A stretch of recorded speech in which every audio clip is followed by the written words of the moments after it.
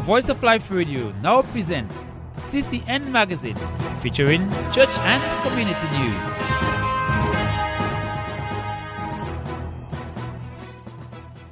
Welcome to this week's edition of the CCN Magazine for October 17, 2015. I am Mary Francis.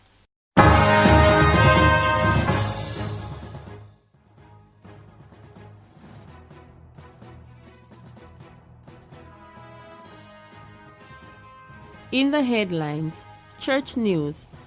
Goodwill Gospel Mission Church hosting Week of Teaching. State of Dubic Gospel Mission Church. Seventh-day Adventist Church continues to help Dominica. In community news, former Dubic residents to get first Petro Casas. Love One, Rich One helps with Erica relief. In regional news, new multipurpose CXC building opened. Now for details of the news. The Goodwill Gospel Mission Church on Saturday, October 10, hosted a training session for church leaders and others being called into ministry. The training was carried out in partnership with the Canadian-based Theological Education and Healthcare Ministry named the Mission for Advancing Theological Education and Friends Committed to Caring. Following the day's activity was the launching of a Grand Crusade which commenced from Sunday the 11th to Friday the 16th of October at 7:15 nightly. Guest speaker was Pastor Roy Verzosa, who spoke with CCN Magazine about the plans of the organization for ministry on Dominica. 10 years ago, I founded a ministry called the Apollos Project. This is a ministry dedicated to training pastors and Christian leaders on how to interpret the Bible accurately and preach it adequately. Since I've been in Canada, I have partnered with MATE, FCC, and they have brought me to 3 countries so far, Kenya and Zambia, and this one, Dominica. So this is my 21st country where I've conducted this seminar. So we did it last Saturday. We had a whole day training on hermeneutics, how to the principles of studying the Bible. And then for this past week, nightly evangelistic meetings, we've been studying and answering the question, is it possible for a man to know for sure where he will spend his eternity? And so tonight will be our last night before I fly back to Canada. But I really praise God for the privilege to be here and to witness what God is doing in this country. Thank you. Pastor Roy Verzosa. Other members of the missionary team had this to add. The objective of MATE FCC are twofold. One, it is to teach and train. Secondly, it is to assist with sustainability. Hence, our organization is involved in theological education or the extension of theological education. And secondly, is sustainability as far as helping communities and even working with governments. And we are here because we were concerned about our fellow Dominicans and to see what we could do to help. We have shipped about 10 barrels altogether with used clothing and groceries to share. We visited Operation Youthquake yesterday and Grotto Home for the Aged, presented them with some grocery items, some youth clothing, toiletries, etc. We had a devotional with the community high school. We presented them with gifts like school supplies, pens and pencils, etc., and writing material. We have a small parcel of the similar items to take to, I think you call it chance or chances in Dominica. We are yet to visit the state prison and bring some toiletries, and also we do have supplies for the Dominica Infirmary. Team members of missionary group to Goodwill Gospel Mission Church. We caught up this week with Pastor Philip John Baptist of the Dubic Gospel Mission Church. Following Tropical Storm Erica and the evacuation of the Dubic community, the Dubic Gospel Mission Church has been congregating under a tent in Grand Bay, the site of their relocation. Pastor John Baptist explains to us what has been happening to and at the assembly since Tropical Storm Erica. Yeah, we cannot have service in the building again because the people evacuated. the government evacuated the people, the majority living in the community center in Grand Bay. So the local government gave us a tent, and then we're keeping service on the ground of the community center. We have a great time there. We have good attendance. Some of the people who never used to come to church in Jubic coming, which is a good sign. We have, most of the believers have been scattered. Some living in Kentfield, some living in Bath Estate, Emsall, in the community center, and they come into church. And majority lives in Fishney. So we have great services there. Pastor Philip John Baptist. We have been highlighting the work that the Seventh-day Adventist Conference of Churches has been doing on island to assist with the relief efforts post-Tropical Storm Erika. So far, we have witnessed the conference giving of 50,000 Barbados dollars to the island towards recovery efforts, and about 2 weeks ago, all the students attending the Dominica State College who were affected by Tropical Storm Erika were given partial scholarships. Adventist Development and Relief Agency ADRA has so far provided 10 dwelling homes of 2 and 3 bedroom model. The aim is to provide 25 homes for those affected by the storm. Overseer of the Dominica Seventh-day Adventist, Felix Jack, shares with us the work that they have been doing thus far. Since the passage of the storm, we have been involved in bringing some relief to the affected individuals and affected communities. The church has committed itself in 4 areas in terms of relief. That is providing meals for those who have been at the shelters. Also, we have been providing food items for families and so on, and we are very grateful for the patronage of the churches in Guadeloupe and Martinique, who have contributed heavily in terms of the relief items, in terms of food, clothing, toiletries, and cleaning items for people to clean their homes, and things for the elderly and for babies and so on.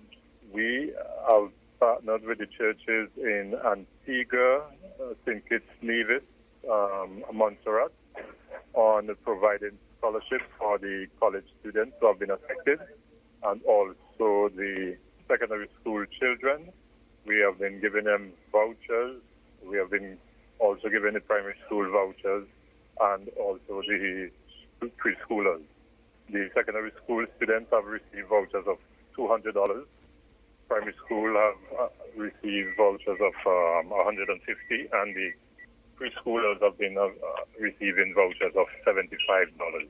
In all, we have almost given out a total in terms of scholarship of over $75,000 for those who have been affected. And the 4th area we are giving relief to is housing, and this is the area that we are currently working on.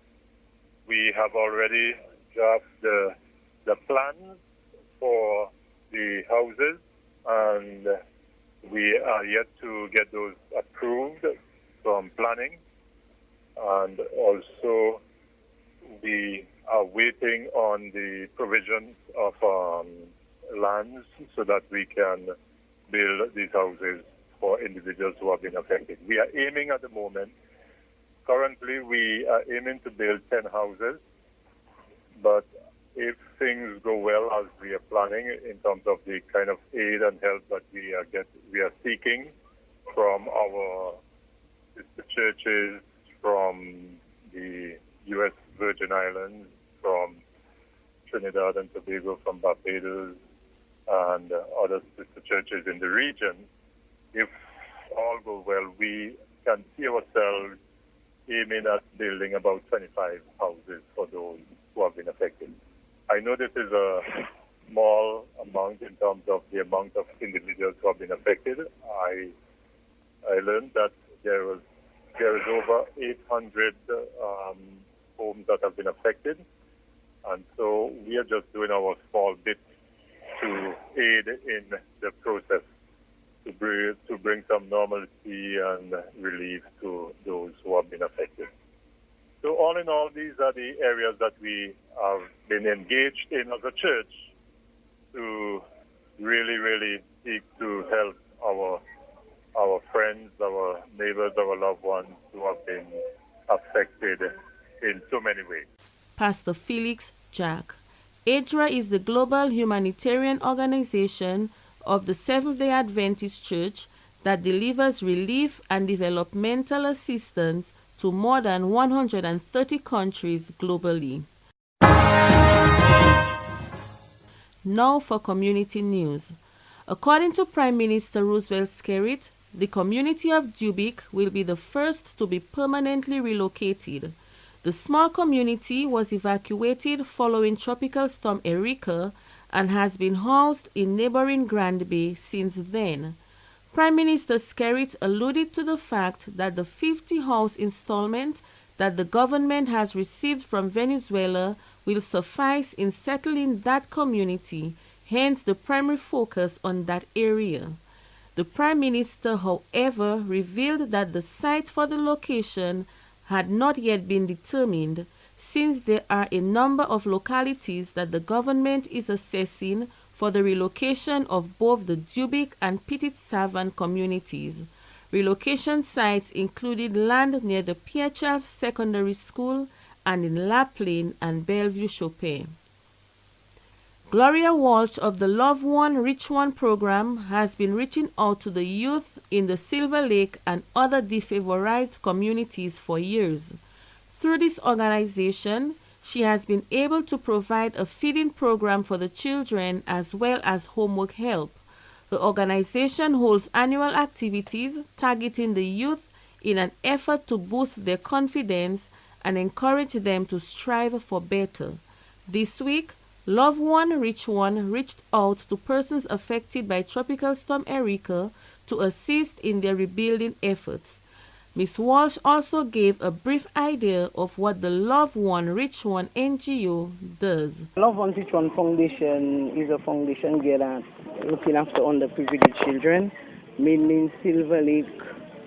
We have a few in Back Estate and Emsall now, we targeting Yampis. And we have after-school program. We have a youth arm now with about 30 members. So we empowering the children now in different programs like our etiquette dinner. We have our summer school coming up right now. We have leadership camp. Now we're doing the Better Me Better You leadership youth camp. Gloria Walsh. In regional news, regional examining giant Caribbean Examination Council CXC has found a new permanent home just off the capital of Bridgetown, Barbados. Prime Minister of Barbados, Frondell Stewart, has indicated that Barbados now being the permanent headquarters of CXC should be seen as a sign of his country's commitment to the Caribbean community, CARICOM. The structure is a 3-story purpose-built edifice which was constructed by the government of Barbados for the regional body. It currently houses all the divisions of the CXC which operate from the Eastern Zone Office.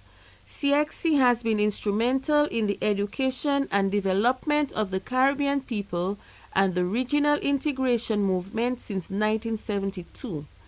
Based on the statistics provided by Prime Minister Frondell, the institution assessed 58,709 candidates in 5 subject areas in 1979 compared to 2014, offering examinations in as many as 35 subject areas at different proficiencies to almost 200,000 students.